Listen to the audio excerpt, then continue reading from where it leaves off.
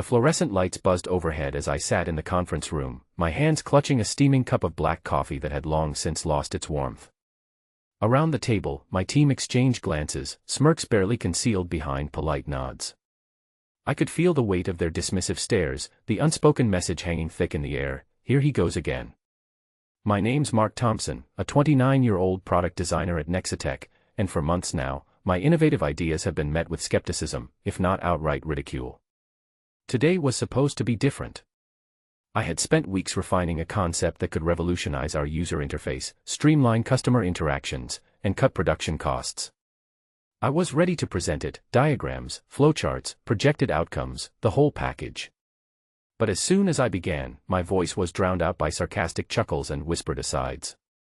"Mark, that's cute," said Jenna from marketing, twirling a pen between her fingers. "But this isn't a startup garage, it's a corporation. We do things by the book." I swallowed my frustration and forced a smile, hoping the data would speak for itself. Instead, my manager, Greg, interrupted me mid-sentence. "Let's table this for now," he said, glancing at the clock. "We have more pressing agenda items." The meeting ended with polite applause that felt more like a polite dismissal. As everyone filed out, I lingered, watching them exchange amused glances as if I were an amusing sideshow rather than a valuable team member. Back at my desk, the glow of the monitor felt colder than usual. The idea that I was so eager to bring to life, the one that could solve chronic user complaints and reduce bug reports, was being ignored. Again. I tapped a few keys, opening the project files, my fingers hesitating over the keyboard. Could I keep pushing in a place where my contributions were invisible? Could a company that thrived on innovation be so blind to its own blind spots?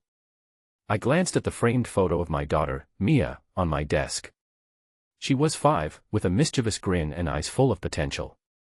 I thought about the kind of world I wanted her to inherit, one where persistence mattered, where ideas weren't stifled by politics and egos. The thought grounded me. I wasn't going to give up. Over the next few days, the pattern repeated itself. Each time I brought up my ideas in meetings, the response was the same: polite dismissal or thinly veiled derision. "That's not how we do things here," Jenna would say with a smirk. Greg would redirect the conversation, avoiding eye contact. Even my closest allies on the team seemed hesitant, afraid to rock the boat. The company culture prized conformity over creativity, a paradox that left me feeling like a square peg in a round hole. One afternoon, after a particularly brutal meeting, I found myself wandering the empty hallways of NexaTech. The hum of servers and the distant clatter of keyboards were the only sounds. I stopped in front of the glass-walled innovation lab, peering inside at the prototypes and whiteboards scrawled with ideas. The place felt like a shrine to progress, yet my ideas were gathering dust in forgotten folders. I pulled out my phone and opened a note app. "If I can't do this here, I'll have to do it myself," I typed. The words felt like a declaration, a challenge to my own doubts. That night, after everyone else had gone home, I stayed late in the lab, sketching out designs and writing code. The hours slipped by unnoticed as I transformed the vague concept from meetings into a tangible prototype. Over the next few weeks, I continued this routine, working nights and weekends, refining the invention that my team refused to acknowledge. I filed a patent application under my name, a quiet but firm assertion of ownership. With each step forward, my confidence grew, though I kept the project under wraps, wary of corporate politics and the possibility of my work being co-opted without credit. The irony wasn't lost on me. Here I was, building the solution to problems my coworkers struggled with daily, while they remained oblivious to the breakthrough I was crafting in the shadows. Emails poured in about persistent bugs and user complaints, and I bit my tongue, knowing that the answer was in my hands but beyond their grasp. One day, I overheard a conversation in the break room. "I don't get why this keeps happening," said Sam from QA, frustration evident in his voice.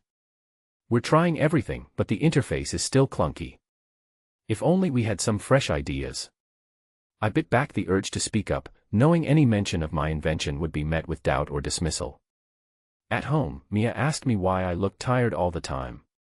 I told her I was working on something important, something that would make people's lives easier. Her eyes sparkled with belief, and I promised her I wouldn't give up. The turning point came unexpectedly. During a routine product update, a critical bug caused a system-wide failure, leading to customer complaints and a flood of negative reviews. The company scrambled to patch the issue, but the fix was temporary and clumsy. I watched from the sidelines as crisis meetings convened, the leadership desperate for a solution. I knew then it was time to reveal what I had been working on. The next morning, I requested a meeting with Greg and the product development team. There was a flicker of surprise when I mentioned my patent, but mostly I saw skepticism. "You've been working on this on your own?" Greg asked, eyebrows raised. I nodded and pulled out my laptop, walking them through the prototype, the code, the projected outcomes. Their reactions were a mixture of disbelief and grudging admiration. Jenna, who had been the most dismissive, was silent, her previous smirk replaced by a thoughtful frown. For the first time, the room was quiet, attentive.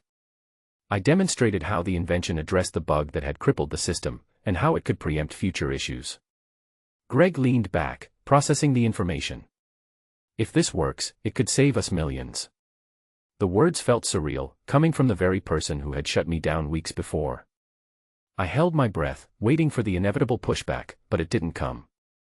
As the meeting ended, Greg said, "We'll need to discuss this with legal and R&D. Good work, Mark." It wasn't a glowing endorsement, but it was more than I had expected. Walking back to my desk, I felt a strange mix of vindication and cautious optimism. The road ahead was uncertain, but for the first time, my ideas had broken through the wall of indifference. I knew this was only the beginning, that the true test would be how the company chose to embrace or resist change. That evening, I sat down with my patent documents, the official seal a quiet testament to my determination.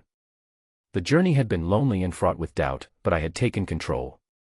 No longer just the ignored designer, I was becoming the innovator I had always believed I could be.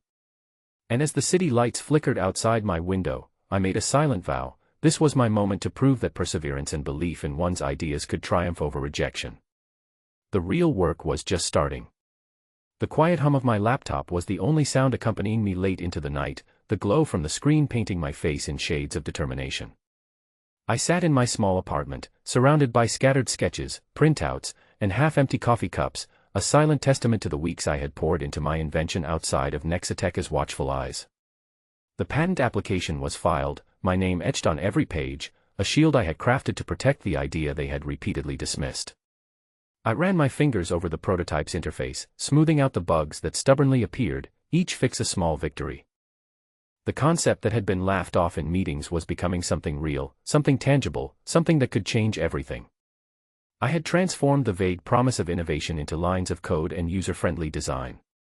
The irony wasn't lost on me. I was building the future of the company in secret, watching from the sidelines as my co-workers struggled with the very problems my invention could solve. Emails flooded my inbox, bug reports piled up, and the customer service team was overwhelmed with complaints about the clunky interface and frustrating user experience.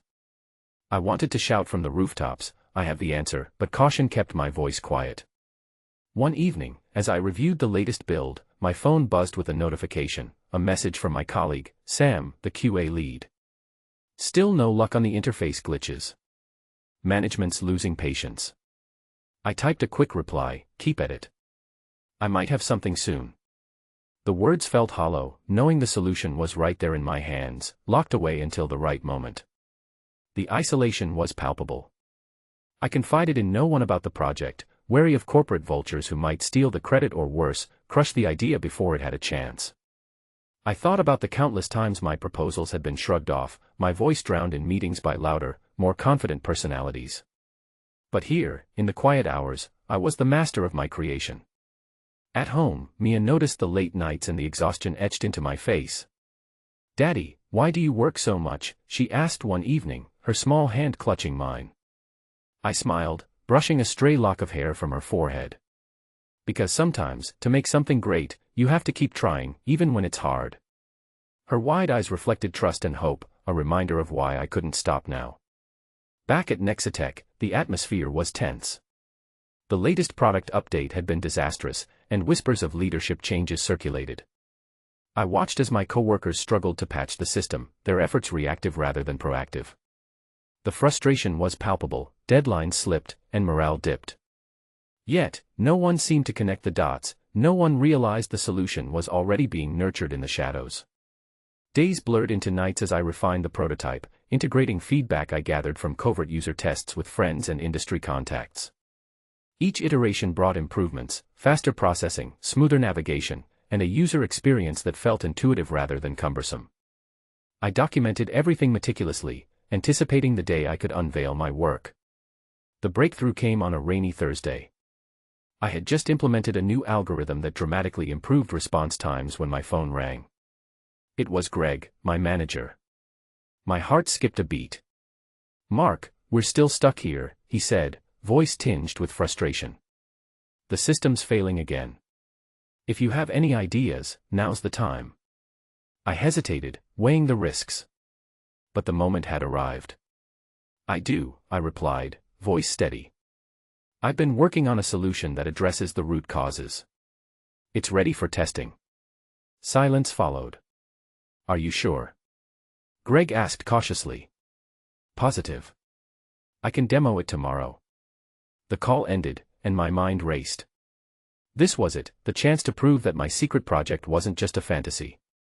But I knew the stakes. If the demo failed, or if they dismissed it again, I risked not only my credibility but the future of the invention. The next day, I arrived early at the office, carrying my laptop like a shield. The conference room was filled with familiar faces, some curious, others skeptical. I connected my device, launched the prototype, and began the demonstration. The interface responded smoothly, the bugs that had plagued previous versions vanished. I walked them through the improvements, the data-driven approach, the potential cost savings, and the user satisfaction projections. For a moment, the room was silent. Then, Jenna spoke up, her tone less mocking, more contemplative. "This actually works better than our current system." Greg nodded slowly, eyes fixed on the screen. "It's impressive, Mark. Why didn't you bring this up before?" I explained the months of development, the patent filing, and the reasons for working in secret. Their expressions shifted from suspicion to grudging respect. "We need to involve legal and R&D immediately," Greg said. "This could be a game changer." As the meeting adjourned, a few colleagues approached me, their attitudes thawing. Sam clapped me on the back. "You really pulled it off, man. I'm sorry we didn't see it sooner." The apology was unspoken but understood. That evening, back at my apartment, I felt a cautious optimism settle in. The invention that had been my secret weapon was finally gaining traction. But I knew the road ahead would be complex: corporate politics, legal hurdles, and the challenge of shifting entrenched mindsets. Still, for the first time, I felt the possibility of change. I looked at the patent documents once more, the official seal a quiet but powerful reminder of my ownership. This wasn't just about recognition, it was about protecting the integrity of the idea and ensuring the credit, and any benefits, would be mine. The company might have dismissed me, but I had taken control of my destiny. Mia's laughter echoed from the next room, a bright contrast to the weight of the day. I smiled, knowing that the work I was doing wasn't just for me, it was for a future, for the possibilities she could dream of, unshackled by doubt or dismissal. I leaned back, letting the night wash over me, the soft glow of the laptop screen reflecting the spark of something new, hope, potential, and the quiet power of perseverance. The invention was no longer a secret. It was the beginning of a new chapter, one written on my terms. The tension in the boardroom was palpable as I stood at the head of the table, my laptop open before me like a chessboard ready for a decisive move. Faces that once dismissed me now leaned in, eyes sharp with a mixture of curiosity and unease. I was Mark Thompson, the quiet product designer who had become an unexpected wildcard, and today, the moment I had prepared for had arrived. The company was confronting the very problem my patented invention was built to solve. Greg's voice cut through the silence. "Mark, we're in a bind," he admitted, rubbing the bridge of his nose. "The latest system failure has customers threatening to jump ship. We need a solution, fast." His usual guarded demeanor was replaced by a rare vulnerability, and I sensed the gravity of the situation hadn't escaped him. For months, I had watched from the sidelines as they scrambled to plug holes, but now the pressure was on, and all eyes were on me. I cleared my throat, steadying my nerves. "The solution is here," I said, gesturing to the screen. "The patented system I've developed can address the root causes of these failures, streamline the interface, and provide a more robust user experience." A murmur rippled through the room. Jenna's eyes narrowed, skepticism battling curiosity. "You expect us to believe your little side project can bail us out now?" I met her gaze without flinching. It's not just a side project. It's a fully tested, functional system that's ready for deployment. The patent ensures the technology is protected under my name. The words hung in the air like a gauntlet thrown down. For the first time, the power dynamics shifted. I wasn't just the ignored designer, I was the gatekeeper. Greg leaned forward, fingers steepled. Walk us through it, Mark. I launched into the demonstration, my voice growing stronger with each slide. I showed them the seamless integration, the predictive algorithms that preempted bugs, the user-friendly interface designed with real customer feedback. The charts displayed projected reductions in downtime and maintenance costs, the numbers impossible to ignore. As I navigated through the prototype, I saw nods from the product team, tentative but real. Even Jenna's expression softened, her arms uncrossing slightly. It's impressive, she admitted, almost reluctantly. But how do we know it'll hold up under real-world pressure? Because I've already run extensive simulations and beta tests with a select group of users, I replied. The feedback has been overwhelmingly positive. I shared testimonials and data logs, each piece a brick in the foundation of credibility I was building. This was more than theory, it was a proven solution. The room fell into a contemplative silence. Then Greg's voice broke through, firmer now. We'll need legal to review the patent and R&D to assess integration timelines. But Mark, if this works, it changes everything. The weight behind his words was unmistakable, a reluctant respect, an acknowledgement that I had forced their hand. Jenna approached me after the meeting, her tone quieter, almost conciliatory. I owe you an apology, she said. We underestimated you. I nodded, understanding that this was as much about shifting company culture as about technology. Thanks, I replied. Let's focus on making this work. As the days passed, the company's attitude toward my invention evolved.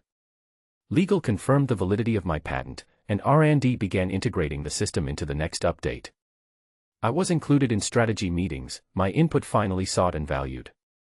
The shift was exhilarating but also fraught with new challenges, office politics, intellectual property negotiations, and the delicate balance of collaboration and control. One afternoon, Greg pulled me aside. Mark, there's talk of licensing your technology for use beyond NexaTech. This could open doors, financially and professionally. The prospect was thrilling yet daunting. I had fought for recognition, and now the stakes were higher than ever. Back at my desk, I reflected on the journey. From the dismissive laughs in conference rooms to this moment of reluctant acceptance, the path had been anything but smooth. I thought of Mia and the promise I had made to keep pushing, to never let my ideas be silenced. The patent wasn't just a legal document, it was a symbol of perseverance and self-belief. That evening, I drafted an email to the executive team, outlining a proposal for a licensing agreement that would protect my rights while benefiting the company. The message was clear, my invention was not a gift, it was an asset, one that demanded respect and fair compensation.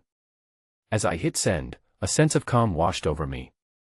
The confrontation was no longer about proving my worth, it was about securing my future and setting a precedent for anyone who had ever been overlooked.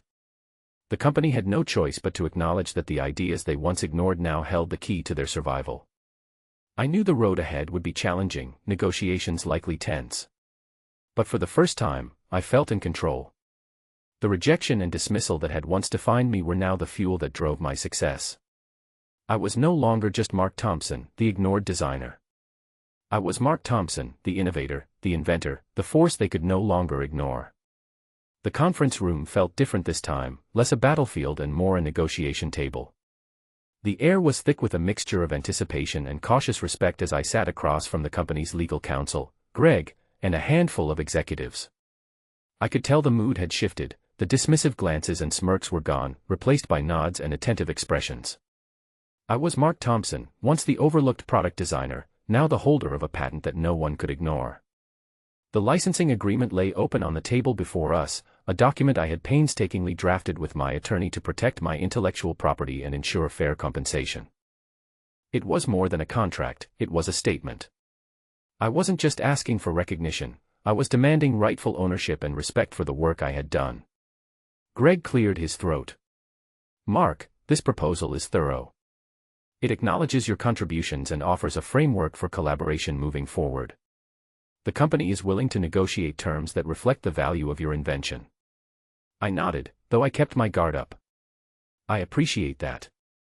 This invention isn't just about me, it's about creating a culture where innovation is valued, regardless of rank or tenure. I want to ensure that future ideas are treated with the respect they deserve. The CEO chimed in, "Your perseverance has set an example for all of us." It's clear that the company would be remiss not to embrace this approach. As discussions progressed, the numbers began to take shape. Royalties, licensing fees, and provisions for ongoing involvement in product development. It was more than I had dared to hope for when I first started this journey. But beyond the financial terms, what mattered most was the acknowledgement, the shift from being ignored to being indispensable. Outside the room, the atmosphere at NexaTech was changing. Colleagues who once dismissed me now sought my insight. Jenna approached me one afternoon, her tone sincere.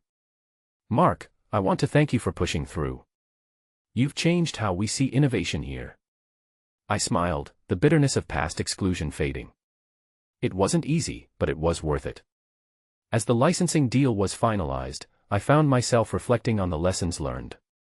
The journey had been fraught with doubt, rejection, and moments of isolation. Yet, it was perseverance and self-belief that transformed those obstacles into opportunity. With the company's endorsement and the patent secured, I felt empowered to take the next step. The experience had ignited a desire to help others who faced similar challenges, innovators whose voices were muffled or ignored. I began drafting plans for a consultancy dedicated to protecting and promoting intellectual property, a place where creators could find guidance and support.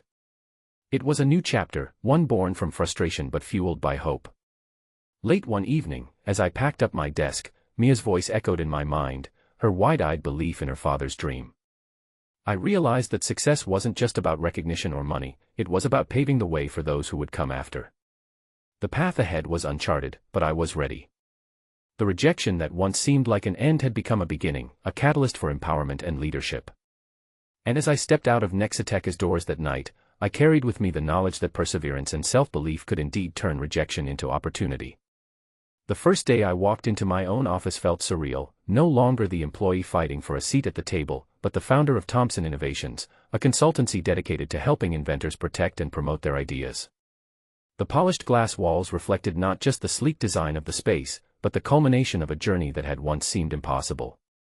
I'm Mark Thompson, 30 years old now, and this is the beginning of a new chapter, one where I help others find their voice, just as I finally claimed mine. The office was modest but purposeful, filled with books on intellectual property law, innovation management, and entrepreneurship. A whiteboard displayed the mission statement, empowering creators to own their future. I had spent months preparing, networking with patent attorneys, business strategists, and former colleagues who now saw me in a new light. The consultancy was my way of turning the rejection I'd endured into a platform for empowerment. My first client was a young woman named Emily, a software engineer with a groundbreaking app idea but no clue how to protect it. She reminded me of myself, bright-eyed, passionate, and unsure of where to turn. As we mapped out her patent strategy and drafted a business plan, I saw the flicker of hope in her eyes, the same spark that had kept me going through countless dismissals and late nights.